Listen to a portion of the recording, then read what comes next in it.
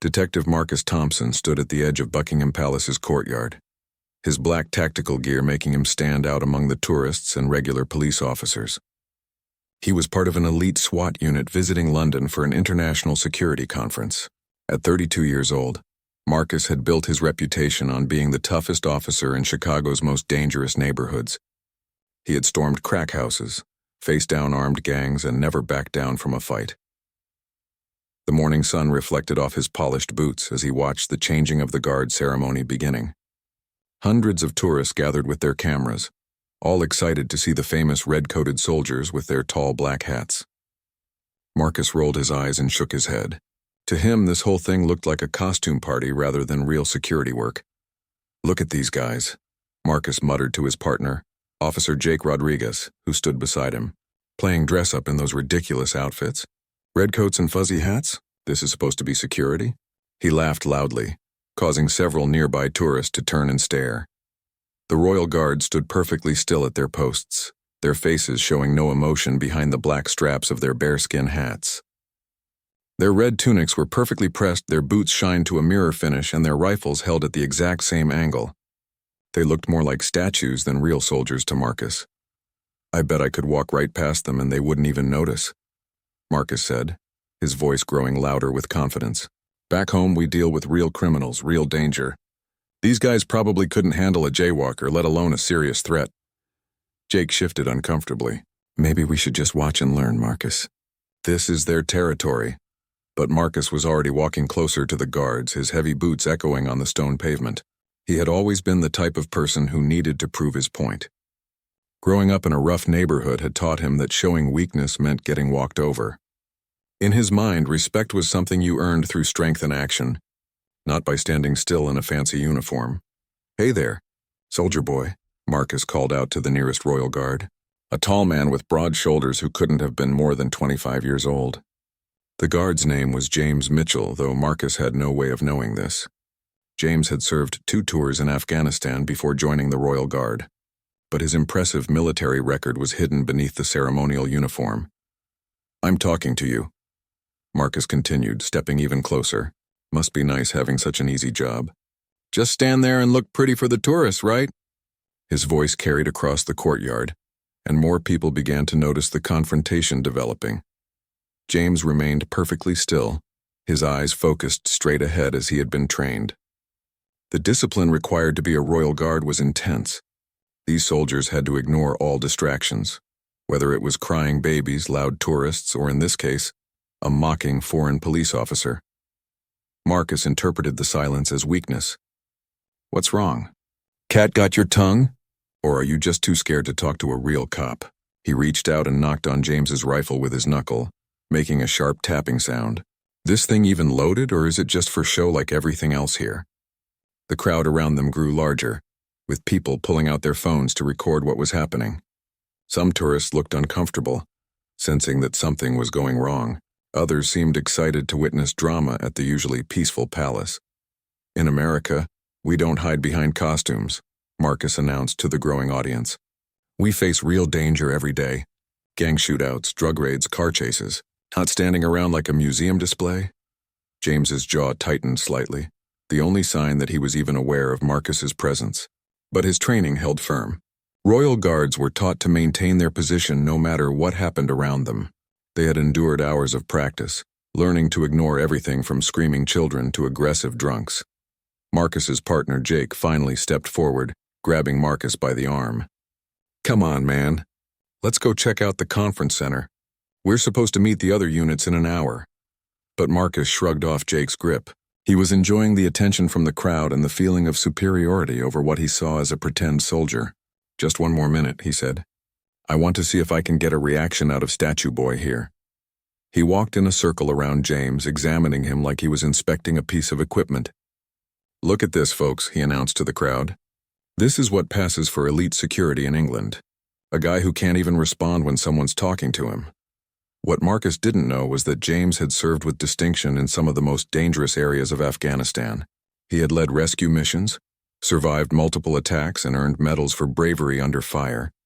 The man Marcus was mocking had saved the lives of 3 fellow soldiers during a Taliban ambush just 2 years earlier. The morning sun climbed higher as Marcus continued his performance, unaware that his actions were being watched by more than just tourists and curious onlookers. His loud voice and disrespectful behavior had not gone unnoticed by other members of the Royal Guard, palace security, and even some very important people watching from windows high above the courtyard. Marcus Thompson thought he was teaching these toy soldiers a lesson about real police work. He had no idea that he was about to receive an education himself, one that would completely change his understanding of what it meant to be a true guardian and protector. 20 minutes had passed since Marcus began his one-man show of disrespect. The crowd had grown to nearly 200 people, all watching as the Chicago SWAT officer continued to mock the motionless Royal Guard. Some tourists were taking selfies with Marcus and the guard in the background, treating the whole situation like entertainment. "This is unbelievable," Marcus laughed, speaking loudly enough for everyone to hear. "I've been talking to this guy for 20 minutes and he hasn't moved a muscle. What kind of training is that? In Chicago, if someone approaches us like this, we're ready for action." He pulled out his phone and started taking pictures of himself next to James, making exaggerated poses and faces. "Wait until the guys back home see this. British security at its finest, folks. A living, breathing mannequin." Jake had given up trying to convince his partner to leave. He stood at the edge of the crowd, his face red with embarrassment. Several British police officers were also watching, their expressions showing clear disapproval of Marcus's behavior. But they couldn't intervene during the ceremonial duties. Marcus decided to escalate his performance. He began mimicking the guard's rigid posture, standing at attention and staring straight ahead with an exaggerated, serious expression. "Look at me, everyone. I'm a Royal Guard. I protect the Queen by standing really, really still." The crowd laughed, encouraging Marcus to continue. He was feeding off their attention, feeling more confident with each passing minute. "Maybe if I stand still long enough, criminals will just get bored and go away," he joked, maintaining his mock military posture. What Marcus didn't notice was a slight change in the atmosphere around him. Several men in plain clothes had appeared at various points around the courtyard. They wore simple dark suits and moved with a quiet confidence that spoke of serious training. These were members of the Royal Protection Unit, highly trained specialists who worked in the shadows while the ceremonial guards performed their public duties. One of these men, Detective Inspector William Harrison, spoke quietly into a small device hidden in his jacket. "Control, we have a situation developing at the main gate. American officer creating a disturbance. Shall we intervene?" The response crackled back through his earpiece. "Negative. Let it play out. Palace security is aware." Meanwhile, Marcus had moved on to making jokes about the guard's weapon. "This old rifle probably hasn't been fired since World War II, he announced, pointing at James's ceremonial weapon. "Real cops carry modern equipment. Glock pistols, tactical shotguns, automatic weapons when needed."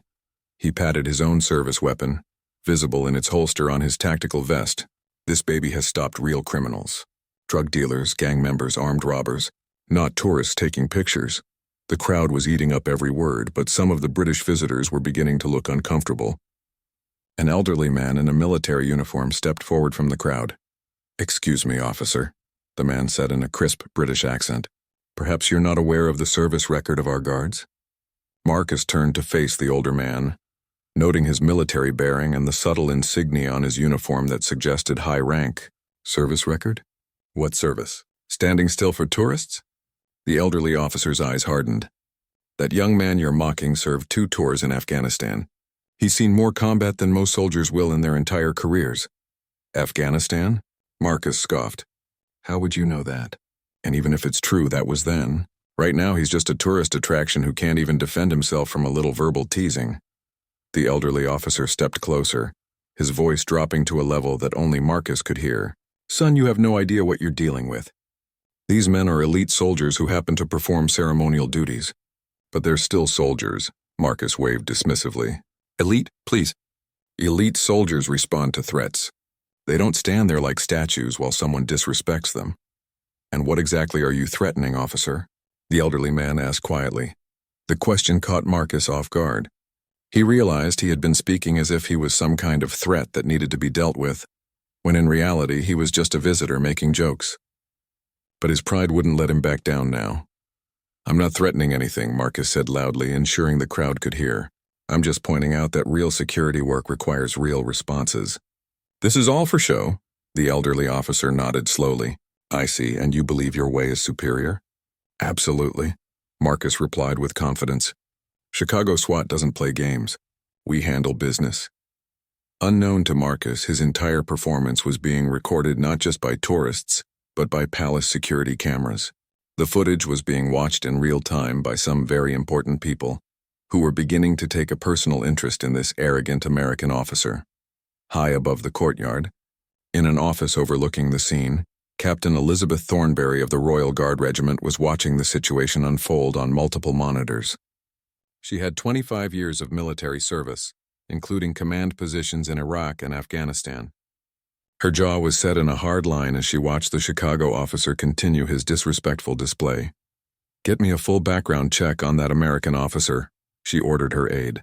I want to know everything about him, his unit, and his service record. And contact the Chicago Police Department. I think it's time for Officer Thompson to receive some education about what the Royal Guard actually represents.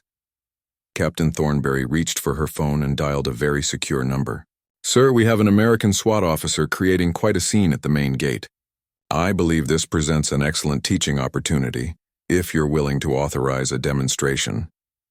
The voice on the other end was calm, but carried unmistakable authority. What did you have in mind, Captain? Something that will help our visitor understand the difference between ceremony and capability, sir. There was a pause. Approved. Show him what our guards are really made of. As Captain Thornberry hung up the phone, Marcus was still performing for the crowd below, completely unaware that he had just triggered a response that would forever change his understanding of what it meant to be a true professional soldier. The atmosphere in the courtyard suddenly shifted as a new group of people emerged from the palace. These weren't tourists or regular palace staff. They moved with purpose and precision, their civilian clothes doing little to hide their military bearing. Leading them was Captain Elizabeth Thornberry, her uniform crisp and her medals catching the sunlight. Marcus was still entertaining the crowd with his mockery when he noticed the approaching group. Something about their formation and the way they carried themselves made him pause. These people looked serious and they were heading directly toward him. Officer Thompson, Captain Thornberry called out in a clear, commanding voice that cut through the crowd noise.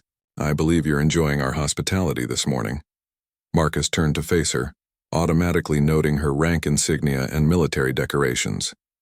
Even he could tell this wasn't someone to take lightly. Yes, ma'am, he replied, unconsciously straightening his posture. Just observing your security procedures.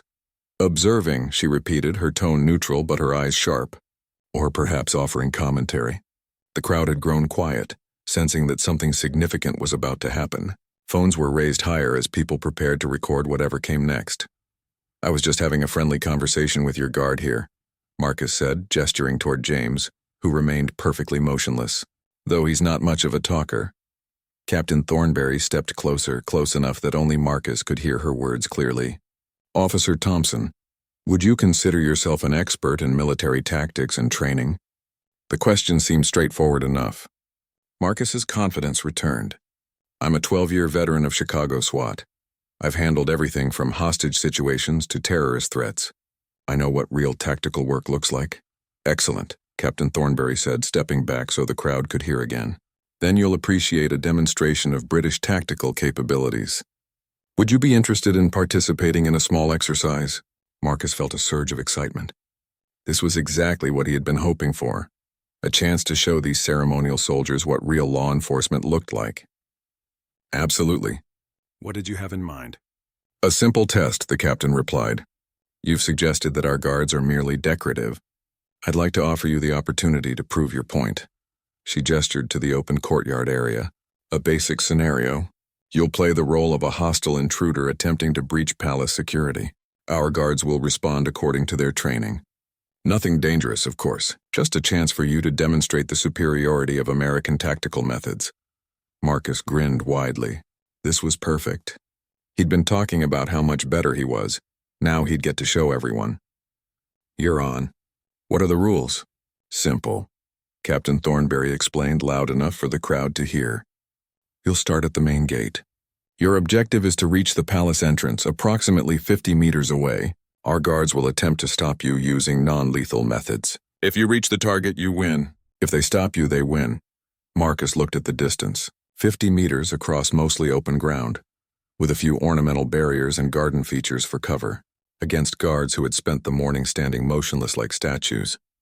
This would be embarrassingly easy. No weapons? He asked. None. This is purely a test of training, tactics, and physical capability. Marcus began removing his gear belt, including his service weapon and other equipment. Fair enough. When do we start? Whenever you're ready, the captain replied. The crowd had grown to nearly 300 people now, with the news of an impromptu demonstration spreading quickly through social media. Palace security had cordoned off the area to ensure everyone's safety, while still allowing the exercise to proceed. Marcus walked to the starting position at the main gate, rolling his shoulders and stretching like an athlete preparing for competition. He had run obstacle courses, completed urban warfare training, and participated in countless tactical exercises. This should be routine. What he didn't see was the subtle hand signals Captain Thornberry was giving to various positions around the courtyard. What looked like decorative guards and casual palace staff were actually highly trained soldiers moving into position. Ready when you are, Officer Thompson, the captain called out. Marcus crouched into a tactical starting position, his eyes scanning the route ahead. He could see the palace entrance clearly. The ceremonial guards appeared to be in their normal positions, still standing at attention like they had been all morning. Go, Captain Thornberry shouted.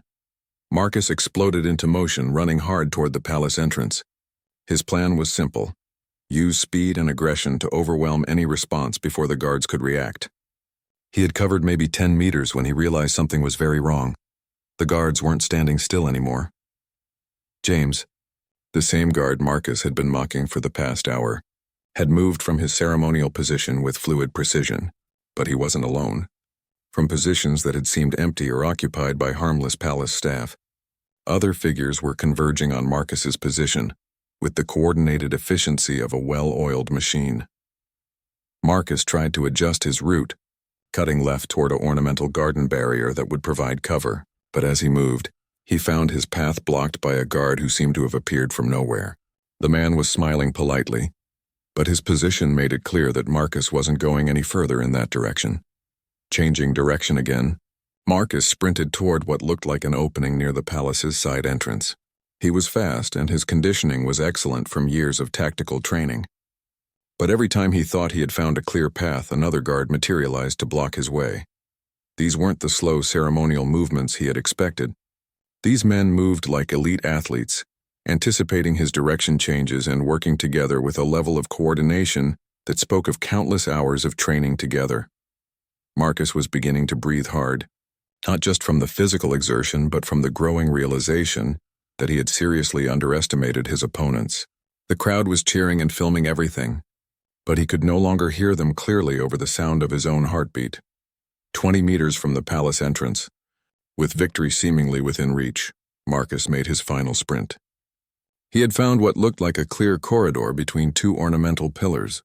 All he had to do was cover the remaining distance, and he would prove his point about American superiority. That's when James appeared directly in front of him. Marcus skidded to a halt just 3 feet from James, the same guard he had been mocking all morning. Up close he could see details he had missed before. James's eyes were alert and focused, showing intelligence and experience that his ceremonial duties had hidden. His stance was balanced and ready, like a professional fighter waiting for his opponent to make a move. "Going somewhere, Officer Thompson?" James asked quietly, speaking for the first time since Marcus had begun his harassment.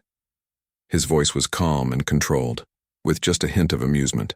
Marcus tried to dodge around him, but James moved to intercept with surprising speed. It wasn't aggressive or violent, just a simple sidestep that blocked Marcus's path as effectively as a brick wall. "Come on," Marcus panted, still confident he could outmaneuver what he saw as a ceremonial soldier. "You've had your fun. Let me through." Instead of responding, James gestured subtly with his hand. Marcus turned to look and felt his heart sink. He was completely surrounded. Guards had emerged from positions he hadn't even noticed, forming a perfect circle around him with about 6 feet of space in every direction. But these weren't the same men who had been standing at ceremonial attention all morning. Their uniforms were still perfect, their bearing still military, but now he could see them as they really were. Professional soldiers who happened to wear red coats instead of camouflage. "This is impossible," Marcus muttered, turning in a slow circle to count his opponents. 8 guards, all positioned with mathematical precision, all watching him with the patient confidence of people who knew exactly what they were doing. The crowd had gone completely silent. Hundreds of phones were recording, capturing every moment of what was turning into a masterclass in tactical positioning and crowd control. Captain Thornberry's voice carried clearly across the courtyard. "How are you doing, Officer Thompson?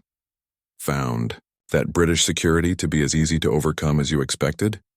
Marcus was trapped and he knew it, but his pride wouldn't let him surrender without trying something.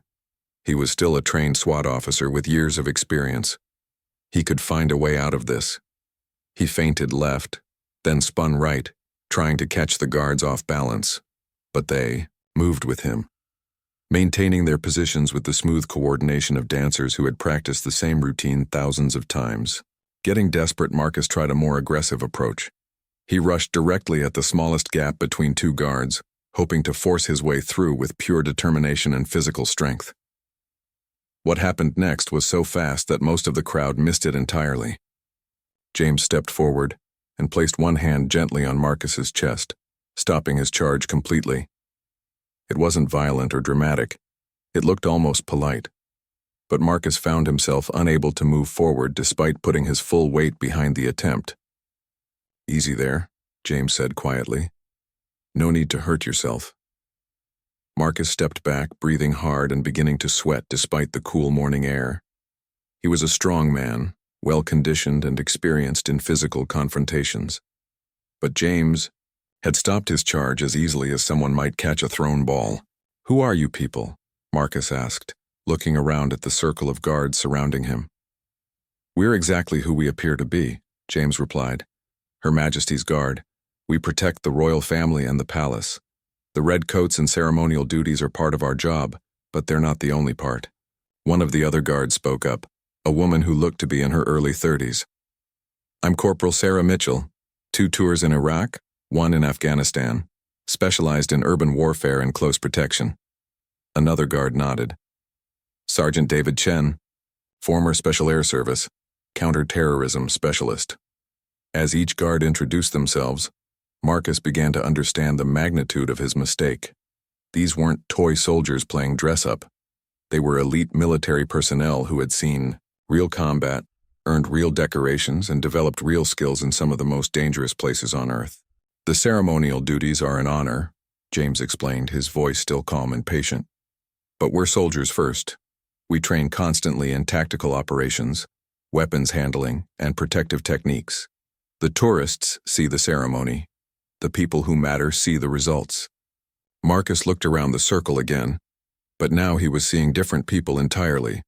The man to his left had scars on his hands that spoke of combat experience. The woman to his right moved with the confident balance of someone trained in multiple fighting disciplines. These weren't the toy soldiers he had been mocking. These were professional warriors who happened to wear ceremonial uniforms. "But you just stand there," Marcus protested weakly. "You don't respond to anything." "We respond to threats," Corporal Mitchell corrected. "Tourists taking pictures aren't threats. Loud Americans making jokes aren't threats. We're trained to distinguish between actual danger and mere annoyance." "And if there had been an actual threat this morning?" Sergeant Chen asked. "If instead of mocking us, someone had tried to harm visitors or breach palace security?" James smiled slightly. "Then you would have seen a very different response. What you experienced just now was us being polite." The reality of the situation was beginning to sink in for Marcus. He had spent an hour making fun of some of the most highly trained soldiers in the British military, assuming they were helpless because they maintained ceremonial discipline. He had challenged them to prove their worth, and they had done so without breaking a sweat or even raising their voices. Captain Thornberry approached the circle, her expression unreadable. "So, Officer Thompson, what's your assessment of British security procedures now?" Marcus looked around at the guards one more time, then down at his own hands, which were shaking slightly from adrenaline and exhaustion.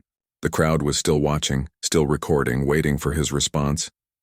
He was facing a choice that would define not just this moment, but how he saw himself and his profession going forward.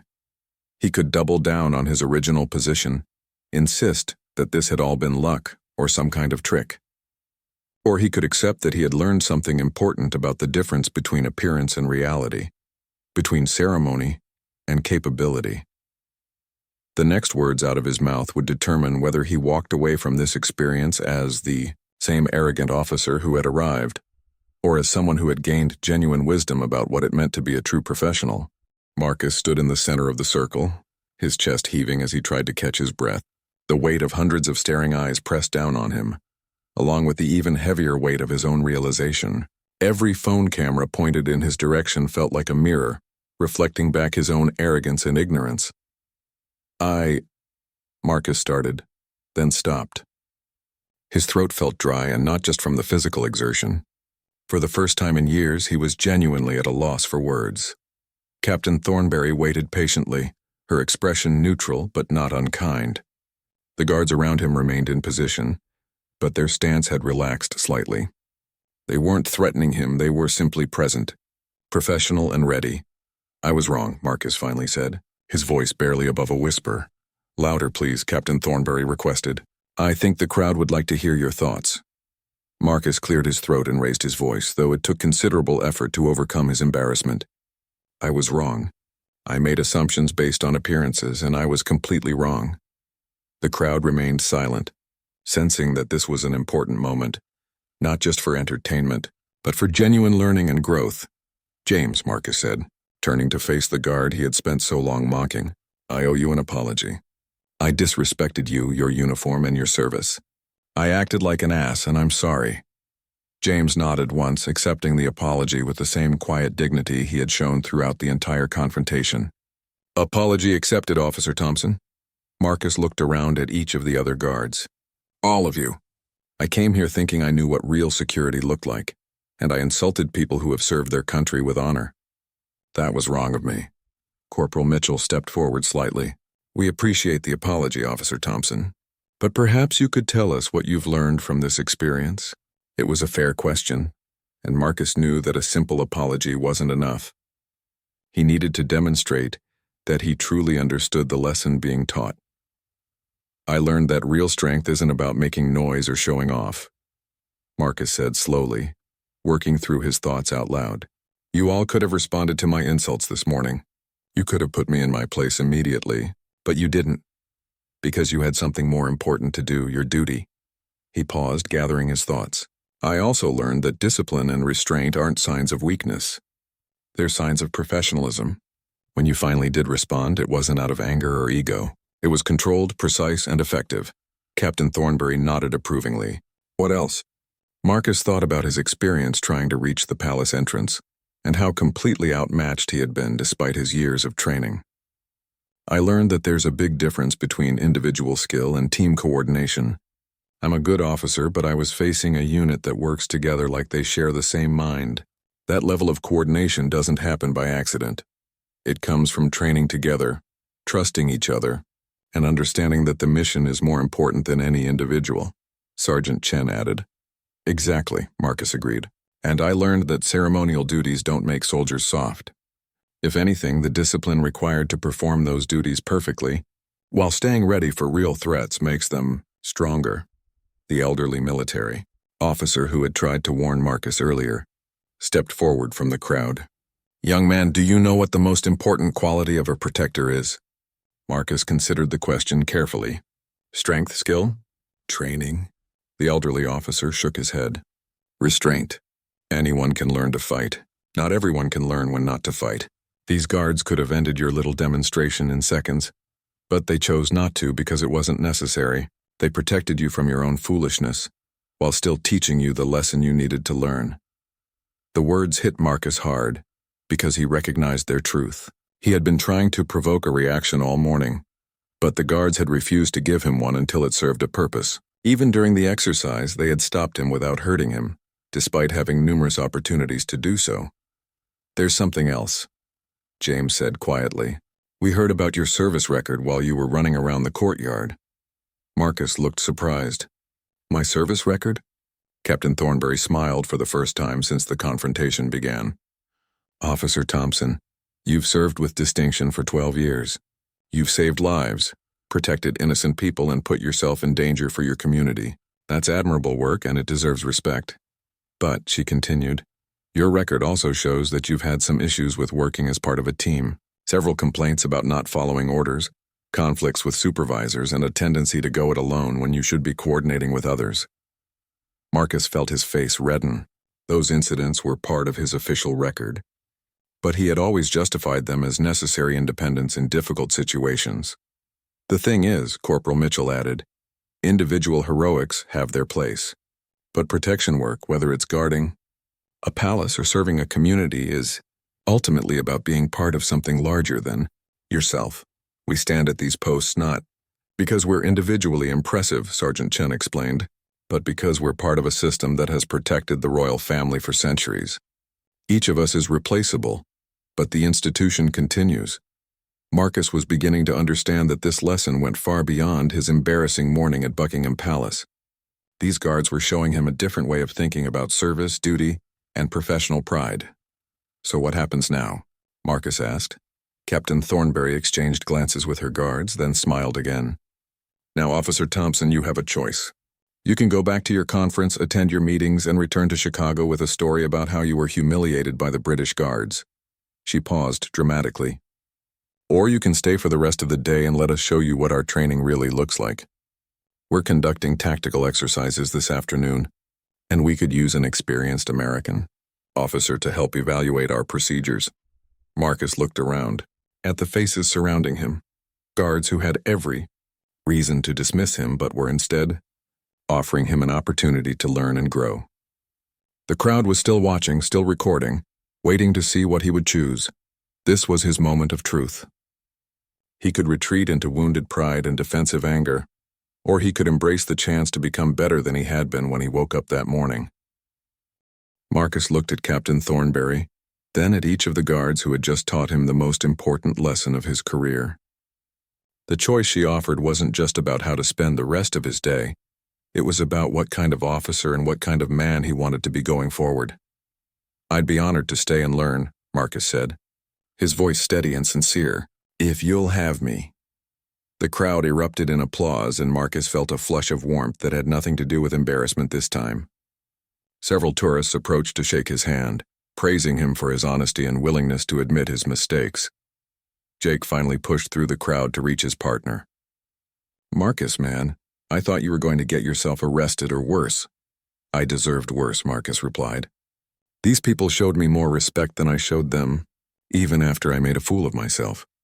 Captain Thornbury gestured for the crowd to disperse, explaining that the morning's entertainment was over, but that normal palace operations would continue. As the tourists gradually moved away, still talking excitedly about what they had witnessed, the guards began to return to their ceremonial positions. The afternoon training session begins at 1400 hours, Captain Thornbury told Marcus. But first, perhaps you'd like to join us for lunch in the guards' mess. We can discuss your observations about American tactical methods, and you can learn more about our procedures. Over lunch, Marcus discovered that his assumptions had been wrong about far more than just the guards' capabilities. The men and women he sat with were highly educated, well-traveled, and deeply committed to their profession. They discussed military history, current security challenges, and tactical innovations with the kind of sophisticated understanding that comes from real experience and continuous learning. James, the guard Marcus had mocked so relentlessly, turned out to have a degree in international relations and spoke 3 languages fluently. He had volunteered for his Afghanistan deployment specifically because he wanted to understand global security challenges firsthand. The ceremonial duties aren't separate from our military training, James explained as they ate. They require the same attention to detail, the same commitment to excellence, and the same ability to perform under pressure. Tourist cameras can be just as intimidating as enemy fire when you're trying to maintain perfect standards. Corporal Mitchell shared stories from her urban warfare training that made Marcus realize how much he still had to learn about tactical coordination. In Chicago, you mostly work with the same team, right? You know each other's strengths and weaknesses, develop almost telepathic communication. Exactly, Marcus nodded. We've been together for years. We train with different combinations of personnel constantly, she explained. Royal protection details change based on schedules, threats, and assignments. We have to be able to work seamlessly with guards we've never operated with before, in locations we've never seen, against threats we can't predict. The afternoon training session was unlike anything Marcus had ever experienced. The guards practiced scenarios ranging from crowd control during public events to responding to armed intrusions. What impressed him most wasn't their individual skills, though those were considerable, but their ability to coordinate complex responses with minimal communication. How do you do that? Marcus asked after watching a team of 6 guards neutralize a simulated bomb threat with what looked like choreographed precision. You barely spoke to each other, but you moved like you were all controlled by the same brain. Sergeant Chen smiled.